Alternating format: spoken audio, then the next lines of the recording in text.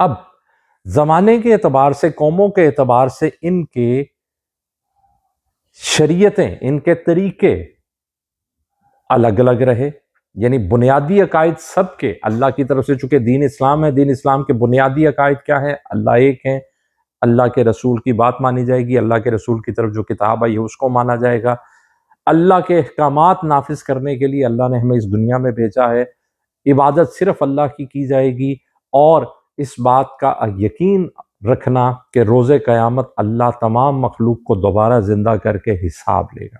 یہ وہ بنیادی عقیدے ہیں جو ہر نبی اللہ کی طرف سے دین اسلام کی صورت میں لے کر آیا۔ تو ہمارا بھی بطور مسلمان یہی عقیدہ ہے، تو ہم ہر نبی کے اس عقیدے کو، اس پر ایمان رکھتے ہیں۔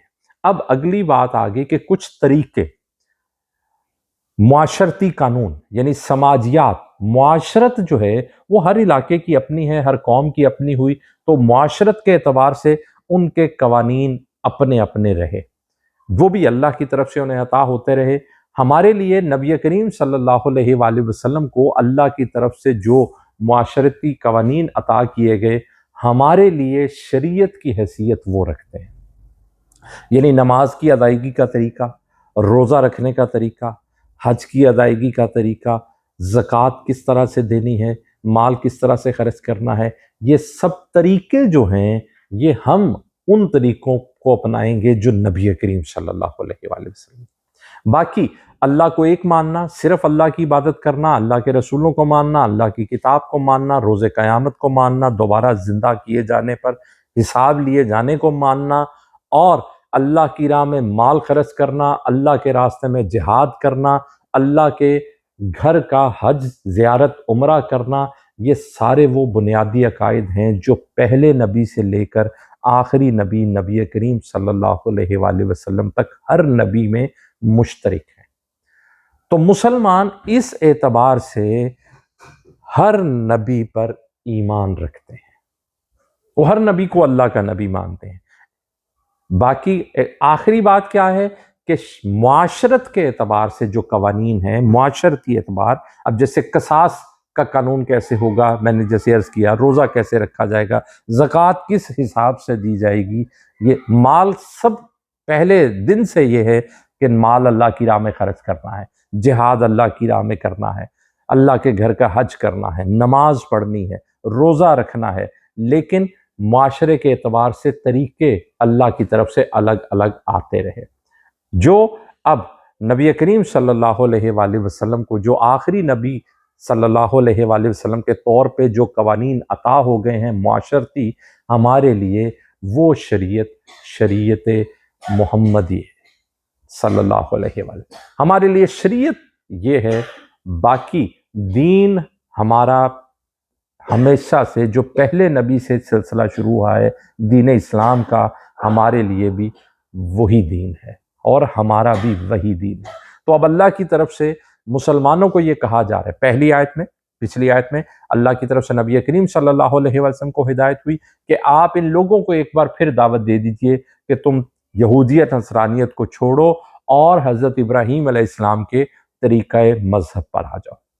اور پھر مسلمانوں سے کہا جا رہا ہے کہ اے مسلمانوں، تم اس بات کا اعلان کر دو کہ ہم ایمان رکھتے ہیں اللہ پر اور اس چیز پر جو ہماری طرف قرآن کی صورت میں نازل ہوئی، اور اس چیز پر جو حضرت ابراہیم علیہ السلام پر، اور پھر حضرت اسماعیل علیہ السلام پر، حضرت اسحاق علیہ السلام پر، حضرت یعقوب علیہ السلام پر، ان کی اولادوں پر، حضرت موسیٰ علیہ السلام کو جو کچھ دیا گیا، حضرت عیسیٰ علیہ السلام کو جو کچھ دیا گیا، اور دیگر انبیاء کرام کو جو کچھ ان کے رب کی طرف سے دیا گیا، ہم اس سب پر ایمان رکھتے ہیں۔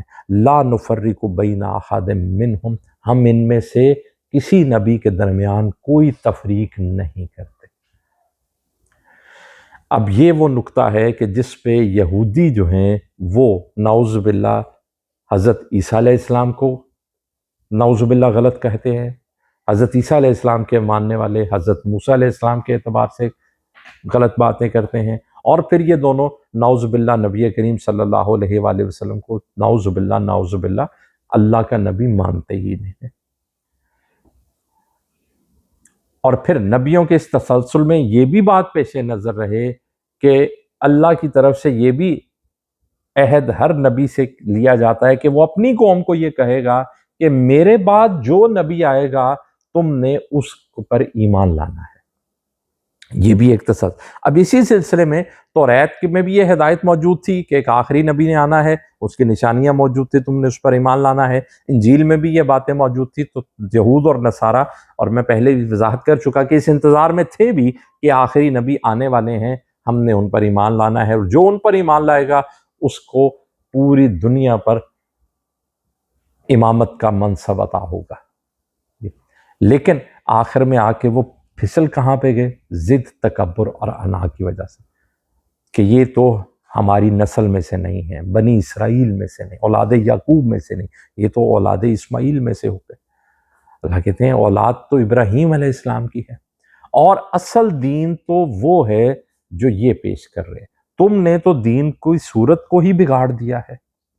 تو اب مسلمانوں سے بھی بحیثیت جماعت اس بات کا اقرار کروایا جا رہا ہے کہ وہ اعلان کر دیں کہ ہمارا دین کیا ہے۔ اور آخری بات اس آیت مبارکہ کی کیا ہے؟ بسم اللہ الرحمن الرحیم، وَنَحْنُ لَهُ مُسْلِمُونَ، اور ہم سب صرف اللہ کے آگے سر جھکانے والے ہیں۔ لہو، صرف اللہ کے لیے، مسلمون۔ اب یہ وہی بات ہے جو ہم پیچھے پڑھ کر آئے تھے کہ حضرت ابراہیم علیہ السلام اور حضرت اسماعیل علیہ السلام نے اور حضرت یعقوب علیہ السلام نے اپنے بیٹوں سے جو عہد لیا تھا اس میں بھی یہی بات تھی کہ کیا کہنا ہے؟ نحن لہ مسلمون، کہ ہم صرف اللہ کے فرما بردار ہیں۔ تو یہاں مسلمانوں سے وہی اقرار جو حضرت ابراہیم علیہ السلام سے چلا آ رہا ہے، جب انہوں نے کہا، جب اللہ نے کہا کہ اے ابراہیم علیہ السلام اسلم، تو ابراہیم علیہ السلام نے کیا کہا؟ اسلمت لرب العالمین، میں اسلام لایا، میں مسلمان ہو گیا۔ اب یہاں پر بھی مسلمانوں کے زبان سے کیا اقرار کروایا جا رہا ہے کہ مسلمان بھی کیا اعلان کر دیں؟ ہم صرف اللہ کے فرما بردار ہیں، ہم اللہ کے دین پر ہیں، اللہ کا دین اسلام، اللہ کی طرف سے یہودیت نہیں آئی، نصرانیت نہیں آئی، نہ کوئی اور مذہب، صرف دین اسلام آیا۔ تو ہم تو اس دین کے پیروکار ہیں، ہم صرف اللہ کے آگے سر جھکانے والے، جو بات اللہ کی طرف سے آئے۔ اللہ اکبر کبیر۔ یہیں سے اگلی بات انشاءاللہ تعالیٰ کل مزید پڑھیں گے۔ اللہ اکبر کبیر۔ ایک دو آیتیں انشاءاللہ تعالیٰ کل بھی پڑھیں گے، آیت نمبر 137 اور 138 انشاءاللہ تعالیٰ، جو تسلسل ہے اسی بات کا کہ دین کیا ہے اور مسلمانوں کے لیے کیا عقیدہ بنیادی حیثیت رکھتا ہے۔ وآخر دعوانا ان الحمدللہ رب العالمین۔ آج کے سبق کے اعتبار سے کوئی بھی رائے، سوال، خیال ہے تو ہم اسے دیکھ لیتے ہیں انشاءاللہ تعالیٰ۔